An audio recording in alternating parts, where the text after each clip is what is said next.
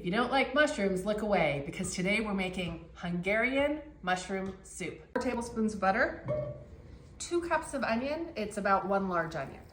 Onions have been sauteing for 5 minutes, and now we are gonna add 6 cups of chopped mushrooms. Our mushrooms are cooking for about 5 minutes. I've got 2 cups of chicken stock here, and I'm gonna add a tablespoon of either soy sauce or coconut aminos. Coconut aminos is gluten-free. We're gonna add a big tablespoon of Hungarian paprika. It needs to be Hungarian paprika, not smoked paprika. And then about a teaspoon, which I'm not gonna measure, I'm just gonna guess, in this, of fresh dill.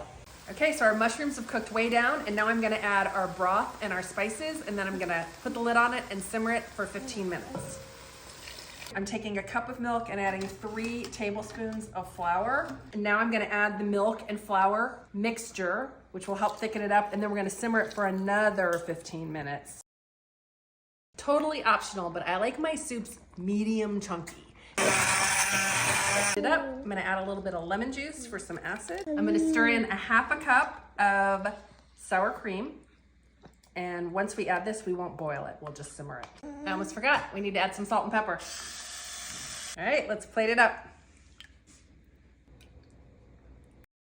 Follow GrownupDish for healthy-ish recipes, product reviews, and midlife musings.